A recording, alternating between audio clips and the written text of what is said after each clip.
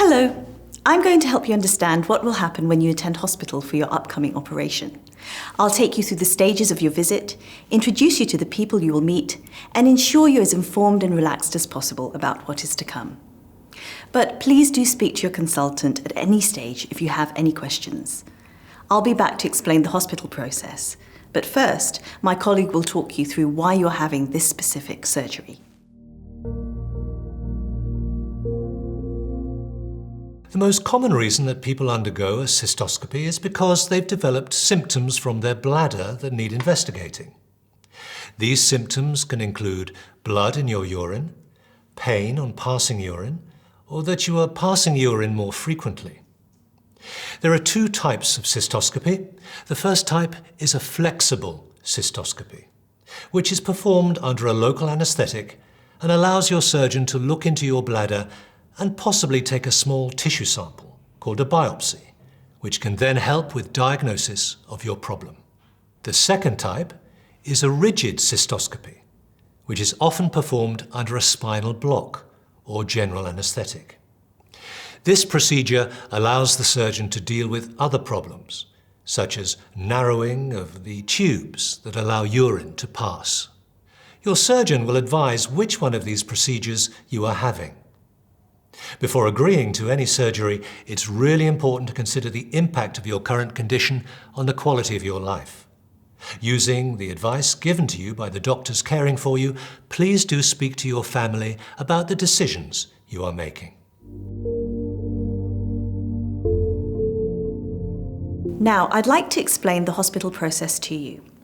You'll be given a time to arrive at the hospital closer to the admission date. If, for whatever reason, this time hasn't been confirmed, please do contact the hospital bookings team no later than the day before your operation.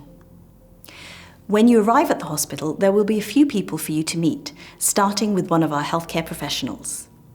They will take you through the formalities of your visit, including some specific questions about your operation. At this point, you'll also be asked to change into a hospital gown, but feel free to bring a dressing gown for extra comfort. You'll meet your anaesthetist, who will discuss the most appropriate anesthetic technique to use for you, and you will meet your appointed surgeon. They will discuss the operation with you and will, for instance, draw a mark on your body where the procedure will take place. It's simply part of the essential safety checks every hospital goes through to ensure that everyone involved is clear on what needs to be done. So, those are the people you will meet, dedicated to helping you. At the allocated time for your procedure, you will head to the operating theatre area. There will be a wheelchair if you need one, and you will be shown into the anaesthetic room. Here you will meet again with your anaesthetist and any members of their team that are there to assist. In this calm environment, the anaesthetic procedure will start, preparing you for the surgery itself. With this done, you will be taken on a trolley into the operating theatre. It's full of technical equipment and the surgery team to perform your procedure, who are all there to keep you safe. There will be some final pre-surgery safety checks to go through with you, all based on World Health Organization standards. And once these are done, and the team is happy, your procedure will begin.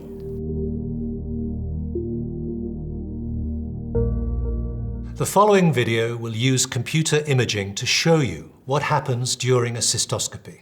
Feel free to watch this as many times as you would like to, in order for you to feel as informed as possible and comfortable about what is to come.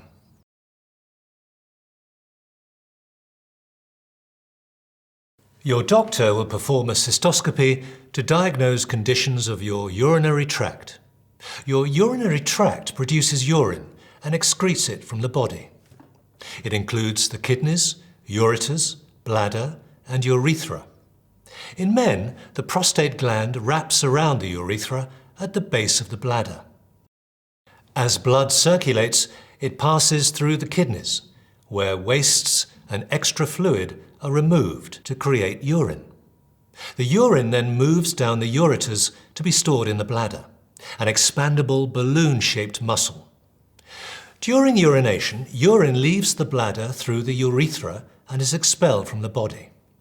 By allowing your doctor to view the interior of the urethra, bladder, and the openings of the ureters, a cystoscopy may reveal the following conditions: an unusual growth, such as a polyp, cyst, or tumour, a stone in or near the bladder, chronic inflammation or infection, a stricture or narrowing of the urethra, enlargement of the prostate gland, or ulcers in the bladder wall. Before your procedure, an IV line may be inserted into your vein to provide medication. Your doctor will begin by applying a local anaesthetic to numb the area. Once the area is numbed, he or she will gently insert the tip of a cystescope into the urethra and slowly advance it up into the bladder.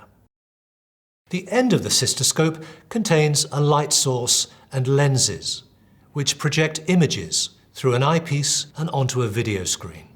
By introducing a clear, sterile solution, your doctor will expand the bladder. He or she will carefully examine the lining of the bladder and urethra by looking through the eyepiece on the cystescope, as well as by viewing images projected onto the video screen. When your doctor is finished, the scope will be removed. Your doctor can tell you what was seen immediately after the test. If a biopsy was taken, results are usually available in a few days. You will usually be able to go home soon after your cystoscopy. Your doctor will likely prescribe antibiotics to prevent an infection and may offer you medications to treat any lingering discomfort. The procedure will typically take 20 minutes. Please, do not hesitate to speak to your consultant if there are elements of it you would like explained further. After your procedure, you'll be taken to a recovery area with a specially trained nurse there to look after you as you wake up from the anaesthetic. You'll be connected to various monitors to record things like your heart rate and breathing. All of this is completely routine, though it may feel strange initially as the anaesthetic wears off. The nurse will ensure you are comfortable, possibly offering you some water. You could spend up to an hour here before returning to your room, where there will be a nurse to look after you and your progress.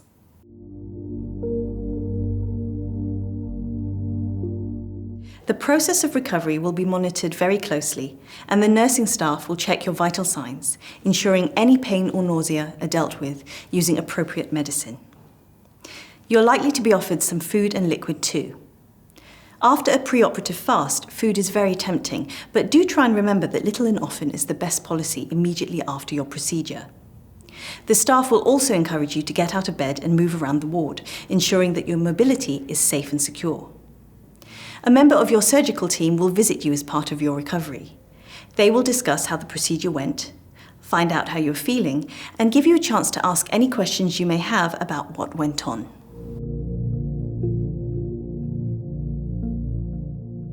Cystoscopy is a day case procedure, and you will be discharged the same day. You must have an adult to care for you and support you at home for the first 24 hours, but after no more than 48 hours, you should be able to return to normal activities. Following your procedure, you may feel discomfort when passing urine for the first few days. Try to drink lots of water to help with these symptoms. Your surgeon will discuss any findings with you before you go home and will organise to see you for a follow-up when any biopsy results will have returned.